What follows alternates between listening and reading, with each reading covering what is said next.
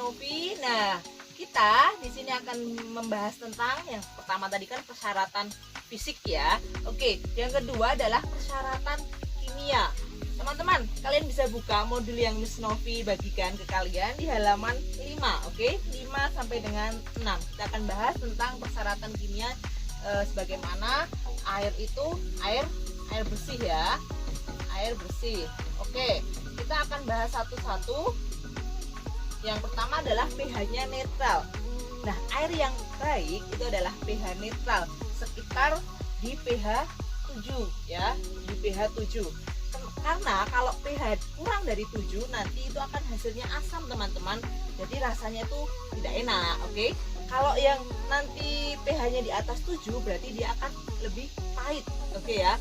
Kalau dia netral berarti dia 7, kalau lebih besar lebih kecil dari 7 nanti dia akan pahit.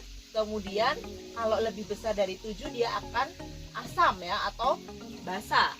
Oke, itu adalah sifat air. Nah, kita pilih yang air bersih yaitu pH-nya yang netral. Nah, untuk dikonsumsi teman-teman, ternyata pH kita butuhkan adalah 6,5 sampai dengan 8,5. Itu masih bisa kita konsumsi sebagai air bersih. Oke ya. Yang kedua adalah kesadahan. Kalian bisa buka di halaman 6 teman-teman. Kesadahan air itu adalah kandungan mineral dalam air ya. Jadi ada kandungan beberapa mineral dalam air tersebut. Kemudian ada dua macam, yaitu kesadahan air keras dan air lunak. Apa itu air keras? Nah, air keras itu adalah air yang memiliki kadar mineral yang sangat tinggi. Ini kadar mineralnya adalah tinggi, kemudian kadar lunak berarti kebalikannya.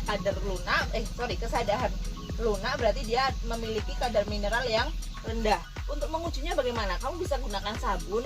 Ketika kamu menggunakan sabun, ketika dia busanya sedikit, berarti dia adalah termasuk yang air keras. Ketika busanya sedikit, airnya keras.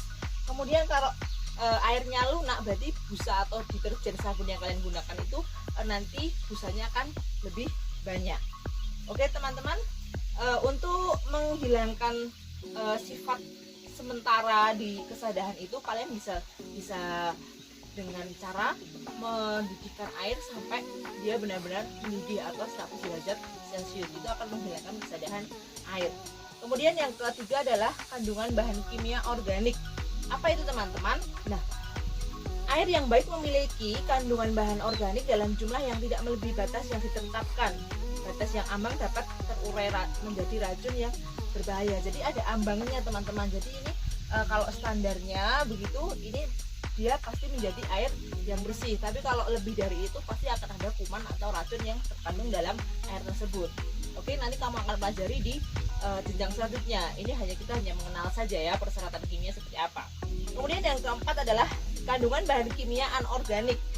Air yang bersih itu tidak melebihi jumlah yang ditetapkan di air yang bersih. Bahan-bahan anorganik itu ada yang logam ya, seperti aluminium, besi, kalsium, magnesium, klorida, dan seng. Jadi itu diambang yang batas saja ketika dia dikatakan sebagai air bersih. Ketika dia lebih, pasti dia tidak dikatakan sebagai air bersih. Oke, jelas teman-teman? Sambil dibaca bukunya, sambil dipahami, kita akan lanjut nanti di persyaratan biologi. Oke.